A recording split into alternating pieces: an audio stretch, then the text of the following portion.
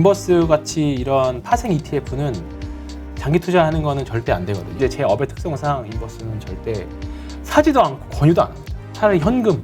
오늘 시장의 특이점 중에 하나가 정치 테마주였습니다.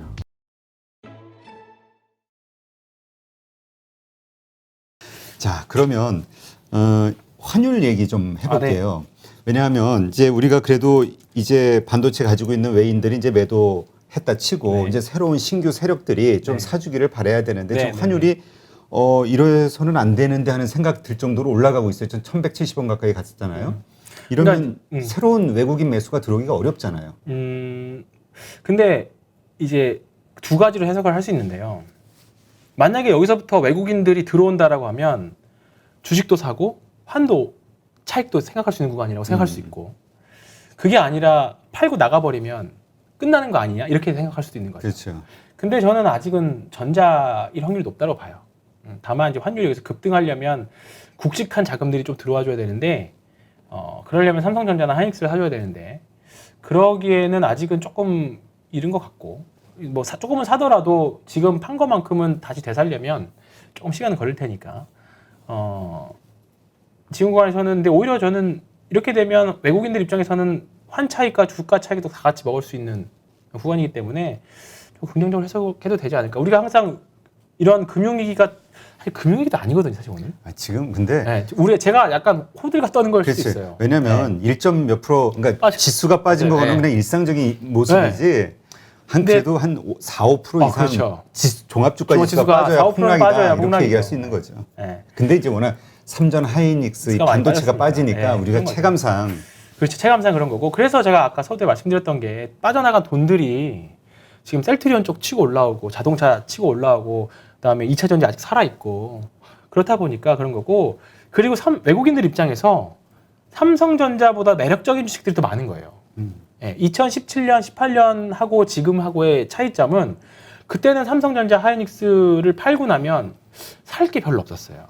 근데 지금은 삼성전자하고 하이닉스를 팔아도 살만하고 매력적인 섹터들이 더 많이 늘어났죠. 네. 더 많이 늘어났기 때문에 충분히 시장의 수급은 퍼지고, 다시 환율은 조금은, 환율이 예측하기 더 힘든 거 아시죠? 환율을 예측은 정말 무의미하다고 봐요.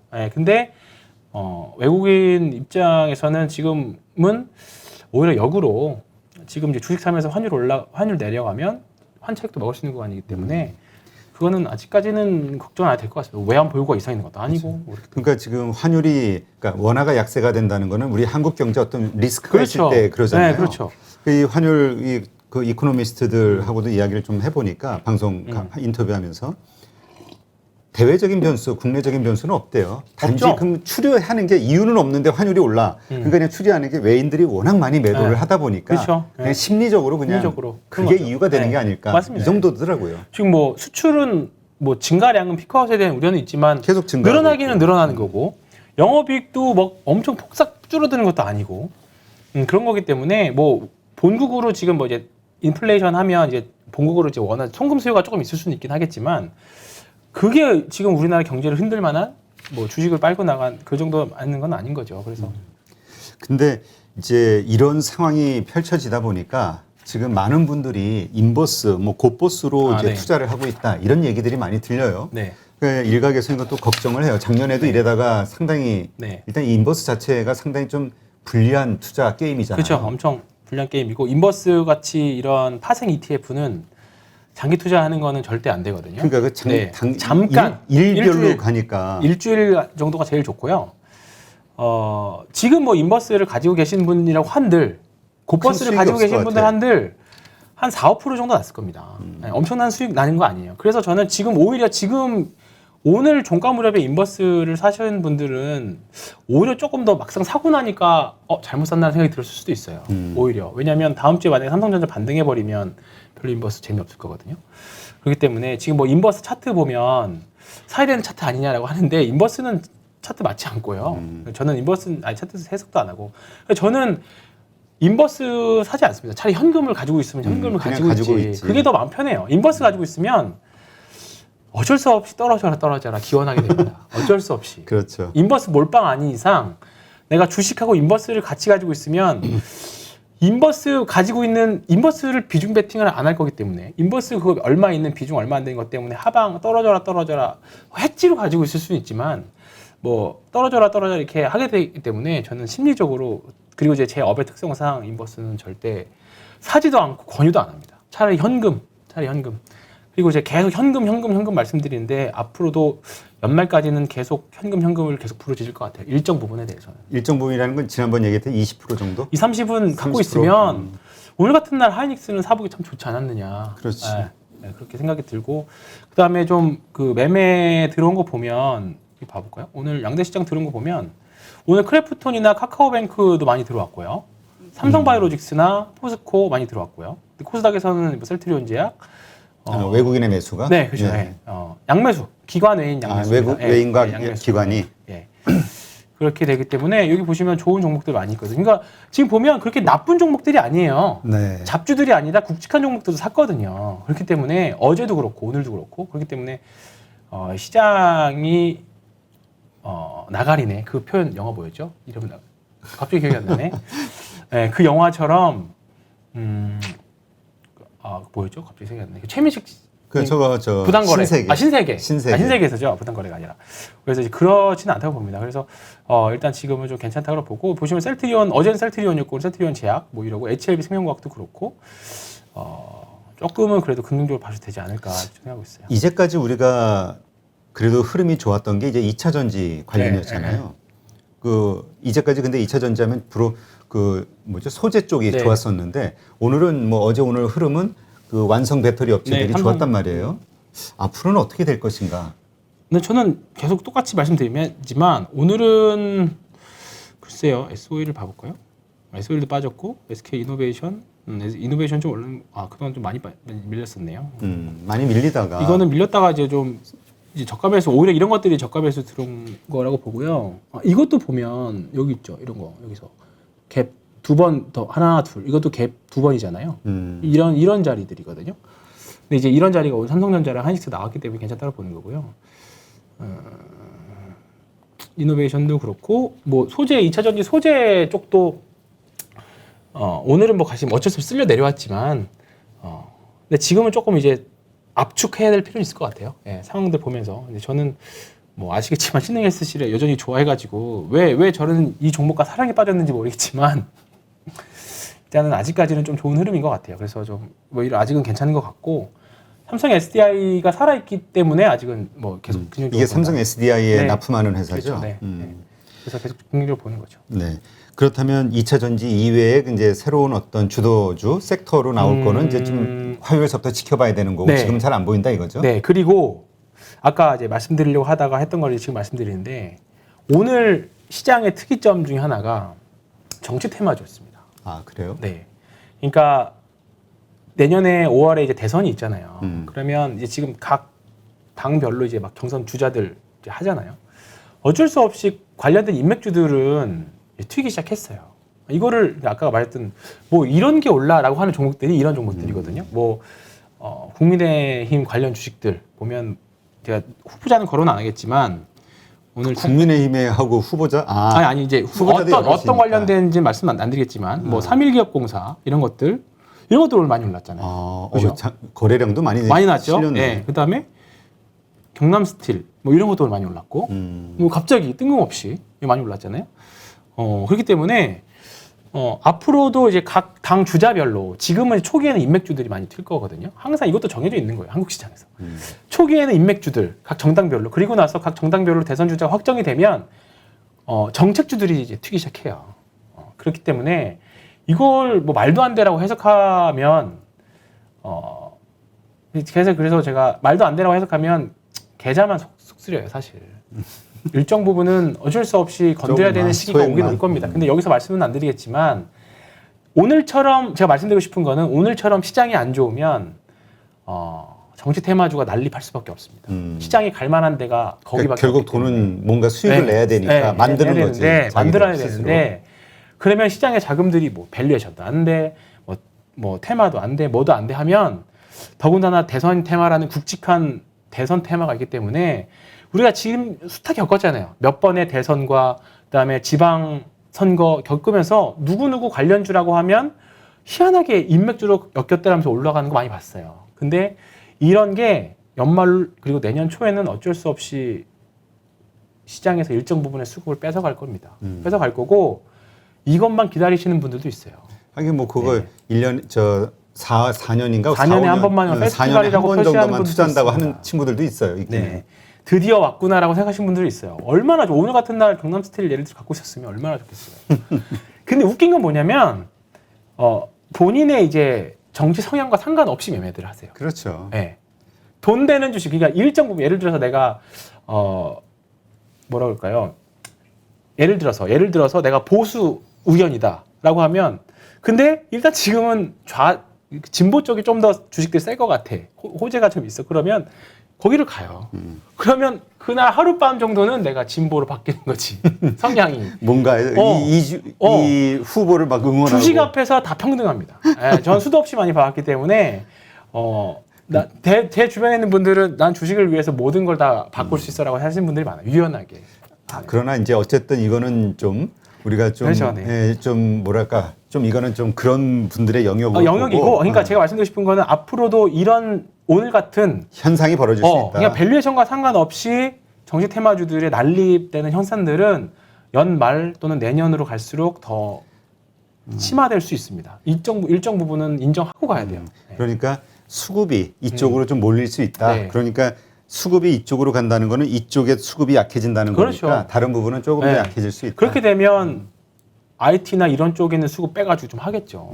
네, 지금 안 좋은 것들. 그러면 어쩔 수 없이 실적 좋은데 왜 안 가? 이런 소리를 계속 하시게 될 수도 있어요. 네. 근데 이거는 하여튼 그 뭐라 그럴까요? 정치 테마와 관련해서는 그 하여튼 이런 식으로 저 시장의 메커니즘이 이루어져 있다라는 것만 이해를 하고 그것만 가지고 있어도 되는 네. 거죠. 그냥 그걸 말씀드리고 싶은 거예요. 제가 정치 테마주를 매매하셔라라는 건 아니고 이런 오늘 같은 양상, 시장이 안 좋으면 안 좋아질수록 정치 테마주들로 몰리는 또는 특정 약간 뭐 찌라시성 섹터 종목으로 몰리는 이런 과쏠림 현상들이 앞으로는 좀 더 나올 수 있을 겁니다. 그 대신 우리가 대신 관심 가질 만한 거는 이제 정책 테마. 정책. 네. 네. 정책과 그렇죠. 관련해서는 정책 뭐 좀 관련돼서는 관심 해볼 가질 만한 만하죠. 것 같습니다. 좀 시간을 두고. 네. 그렇다고 보면 이제 원전하고 건설주, 그것도 있고 뭐 저출산 저출산 이런 관련주. 것들인데 저출산 같은 관련주면 경우는 뭐가 식상하죠. 혜택을 받아요? 수혜를? 저출산이? 관련 주식들. 네. 저출산이랑 일자리들은 가장 단골이긴 하죠. 아 그래요? 네, 저출산 일자리. 그래서 일자리 관련 주식들, 그게 뭐가 있나? 사람인 HR가 이런 거. 아, 네, 이런 것들이 있을 수 있고. 이게 저 직업 중개해주고 네, 그렇죠. 이런 네. 것들. 네, 그냥 시장에서 어떻게 엮느냐 뭐 그 차이기는 한데. 그러니까 그럴 수도 이게 있고, 그다음에 저출산 테마주들, 뭐 삼성출판사 이런 것들, 아이들 교재. 네, 아이들 교재 이런 것들. 그러니까 출산을 장려하는 쪽이 아니라 출산이 많이 된다라는 그렇죠. 상황에서 그 시장 혜택을 볼수 있는 업체. 예전에는 아가방 컴퍼니, 뭐 그렇죠. 보령메디앙스, 지금 보령메디앙스 거래 좀 돼 있지만, 뭐 그런 종목들도 엮여 있고 그랬죠. 네. 참 테마 이거 관련주들 참 하는 것도 참 신기하긴 그럼요. 해요. 네. 그래서 머리가 어지러우실 거예요. 연말로 갈수록. 네. 네. 자, 그럼 이제 우리 네이버하고 카카오 얘기해 볼까요? 네. 그동안 우리 그냥 방송에서 그래도 여러 차례 얘기했잖아요. 중국의 알리바바나 네. 텐센트처럼 한국의 네이버, 카카오도 이 독점법 규제 들어올 수 있지 않을까에 네. 대한 우려. 그냥 뭐 먼 훗날이긴 하지만 근데 이제 이게 일단 이야기가 좀 나온 것 같기는 해요. 네, 오늘 좀 기사 상황을 좀 얘기해 나왔고요. 주죠. 이제 플랫폼 회사들에 대해서 이거 중국 규제가 아니라 이제 한국에서 플랫폼 일단은 뭐 정치인 거 빼놓고 그냥 일단 나왔으니까 네. 앞으로 주식에서 현상만. 어떻게 돼야 되는 건데 이게 되면 이제 더 과세하겠다라는 거거든요. 법인세를 좀 더 높이겠다. 법인세가 높아지겠죠. 그러면 당연히 뭐 이제 순이익은 줄어들고 그러면 하여튼 이제 정치적인 리스크가 생기는 거니까 규제 리스크가 생기는 거기 때문에 심리적으로 아직까지는 근데 주가에 영향 미치는 영향은 아직까지는 없었던 것 같은데 그냥 이거는 하나의 섹터로 그냥 노이즈? 노이즈 정도, 노이즈 정도로 저는 보시는 게 좋을 것 같아요. 근데 일단은 저는 여전히 네이버, 카카오는 조금은 중립 의견입니다. 여전히 중립 의견이고. 지금 카카오 많이 조정 받았잖아요. 근데 제가 생각하는 가격은 안 나왔어요. 아 그래요? 네. 그때 14만 원 아래쪽이면 괜찮다 네. 그러잖아요. 14만 6천 원이니까 지금. 6천 원. 야, 그 기어코 6천 원 아래서. 네, 그렇습니다. 그러면 어쨌든 가격만 그 아래로 내려와 준다면 그 다음부터는 괜찮다. 네, 이 이슈로 만약에 뭐 다음 주에 한번 뚝뚝 떨어진다거나 공포스러운 한 번 더 나온다라고 하면 이 이슈로 사볼 만한 된 구간이 있을 수 있을 것 같아요. 네이버는요? 네이버는 차트로만 봤을 때는요. 네이버는 지금 흐름이 굉장히 좀 시장 대비 강한 모습이기도 하고 상승 추세 가지만 거래량은 계속 죽어 있는 모습이기 때문에 이거는 뭐 여전히 해볼 만한 것 같아요. 여전히 해볼 만한 것 같고 근데 대신에 이제 지금 진입은 장기 투자 관점보다는 리스크 관리를 해야 되는 구간이 단기 트레이딩 개념으로 트레이딩 구간이라고 봅니다.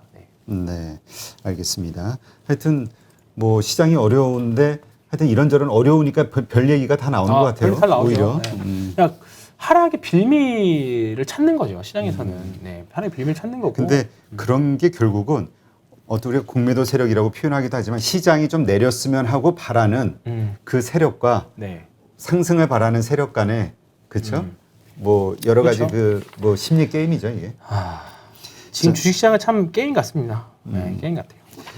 자, 이 외에도 그 이슈 있는 종목들 한번 살펴본다면 어떤 것들이 있을까요? 저는 뭐 오늘 제가 뭐 그동안 말씀드렸던 종목들은 뭐 오늘도 많이 밀리기도 밀렸고 오늘 카카오가 카프로가 상당히 좀 밀리는 것 같은데요. 한 4, 5%대 밀리다가 한 3%대. 얘도 뭐 아래 꼬리 달고 올라왔고요.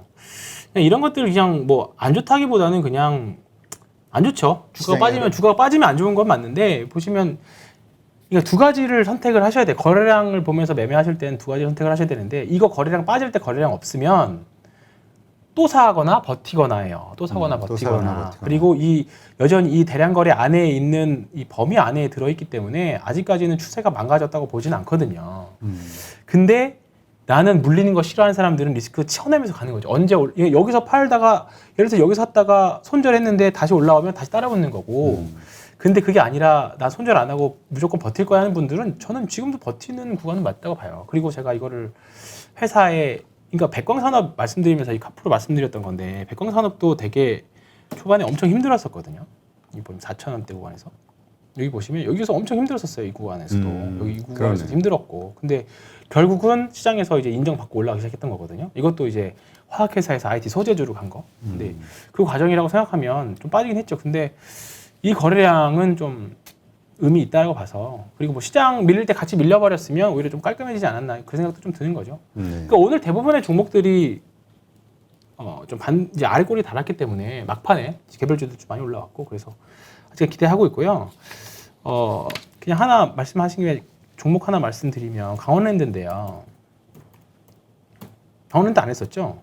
네, 이거는 뭐 개인의 취향일 수 있는데 저는 재미없을 수도 있어요. 근데 좀 스토리가 재밌어서 강원랜드 2분기 실적이 되게 잘 나왔거든요. 강원랜드 어디 있는지 아시죠? 정선. 네, 정선에 있습니다. 정선은 아직까지는 코로나 청정구역이라 그래요? 네, 2분기에 이제 내방객이 많이 늘었어요. 계속 늘고 있습니다. 그래서 2분기 실적 개선이 됐고 GKL이나 파라다이스 대비해서 거기는 외국인들이 와야 실적 개선이 나오는데 강원랜드는 3분기, 4분기로 갈수록 실적 개선이 되게 많이 기대됩니다. 그리고 작년에 배당을 못 줬거든요. 그리고 이제 대표적인 놀자 주식 중에 하나고 2분기, 3분기 갈수록 편하게 지금 이제 배당 투자로도 꽤 괜찮을 것 같고 아마 주당 한 100원 정도 생각하고 있던데 배당 투자로도 괜찮고 지금 보면 강원랜드나 CGV나 대한항공이나 호텔신라나 다 이런 N자 패턴이거든요. 근데 거기서 실적 개선이 명확하게 나오는 애들은 한번 사볼 만하거든요. 지금 8월달 됐기 때문에 배당주 투자도 조금 있으면 리포트들이 배당주 투자 관련해서도 내용이 나올 거예요. 그렇기 때문에 오늘 보면 뭐 통신사들 많이 올랐고 그다음에 금리 인상 기대하면서 뭐 금융주들도 최근에 흐름 좋고 네, JB금융지주 같은 것도 좋은 것 같고 그렇기 때문에 이제 배당주에 대한 리포트들이 나오고 매니저들이 배당주들을 사면 뭐 강원랜드 같은 거는 아주 편안하게 살 수 있는 스토리도 붙어 있고 뭐 배당도 붙어 있는 주식들인 거죠. 하반기 실적 개선도 개선되고 그래서 괜찮은 것 같습니다. 강원랜드도 좀 지금 관해서는 되게 재미없죠. 삼성전자 이런 거 하다가 이거 보면 얼마나 재미없겠습니까? 그렇죠. 그리고 일단 불안해 보여. 그리고 우량주 투자하시던 분들이 볼 때는 이건 좀 불안한데 그러니까 소액을 한다 그러면 모르겠지만 액수가 좀 크다 싶으면 이건 불안해서 어떻게 할까 이렇게 할 수도 있는데 하여튼 이거 뭐 잘 감안하시고요. 그 CJ제일제당 한번 좀 봐주세요. 제일제당은 근데 실적 발표하고 그리고 지금 차익실현인 것 같아요. 그래요? 그냥 그게 그거고 오늘도 계속 결국은 여기 대량거래 터지면서 여기 이제 추세 하단까지 왔는데요. 이 대량 거래가 큰 의미는 없다고 생각하는 게 주가가 오른 게 별로 없거든요. 그런 대량 거래들은 괜찮다고 봅니다. 그리고 뭐 지금 미국에서 또 오늘 기사 나왔던 게 그 식료품 사재기들에 대한 기사들 많이 나왔거든요. 그렇게 되면 당연히 수혜도 받을 수 있을 거고 이 주식 역시 상승 추세 안에 하단 정도 있는 여전히 이 정도다. 근데 이제 여기를 깨고 내려갔을 경우에는 지금 대부분의 종목들 찔질 제일당뿐만 아니라 다 괜찮은 종목들이 다 추세 하단에 지금 걸쳐 있어요. 네. 여기서 더 밀리고 선물 밀려버리면 한번 리스크 위기라기보다는 좀 이제 큰 하락이 현기증이 나는. 사실 오늘의 하락을 제 개인적으로 총평을 해보면 하락은 했지만 짜증나는 정도였어요, 솔직히. 근데 여기서 않았다. 네, 여기서 한 번 더 빠지면 이런 표현 써도 될지 모르지만 제가 계좌나 주식시장을 봤을 때 느낌이 약간 토 나올 정도 쏠림 현상이 있어야 돼요. 그러면 거의 바닥이거든요. 근데 오늘의 하락은 하락해서 짜증나는 정도지 뭔가 그런 정도는 아니에요, 솔직히. 그래서 진짜 바닥은 아직은 나온 것 만약에 진짜의 하락이라고 하면 아직은 나온 것 같지는 않다. 항상 그래서 조심은 해야 된다. 그래서 그걸 가져가고 있습니다. 네. 지금 이런 뭐 언급한 이런 주식들 화요일 날 갭 하락 한다고 하면 이것도 다 매수의 관점으로 그렇죠. 이런 건 매수의 관점인 거죠. 그러니까 오늘 시간의 단일가에서 하락률 높은 거 위주면 아마 이제 그런 것들이 반대 매매일 확률이 높거든요. 그렇기 때문에 HTS에서 시간의 단일가 하락률, 오늘은 상승률 위주로 검색하는 게 아니라 하락률 위주로 검색해 보셔가지고 다음 주 화요일 날 글쎄 되게 사실 말씀드리지만 되게 위험한 매매 방법입니다. 초하이 리스크, 초하이 리턴 방법입니다. 그러니까 지금은 어쩔 수가 없어서 극단적인 대응을 할 수밖에 없어서 말씀드린 거예요. 그러니까 하여튼 주식시장의 한 파트니까 이해하는 차원에서 뭐 소액으로 해보시든지 아니면 그냥 지켜보시든지 아니면 뭐 하여튼 잘 판단하셔서 그 주식의 어떤 경험을 좀 늘리시는 그렇죠. 그런 기회로 삼으시면 되겠네요. 그렇습니다. 네, 하여튼 어려운 시장이라 참 하루 힘드셨을 텐데. 네, 오늘도 이렇게 좋은 인사이트 고맙습니다. 네.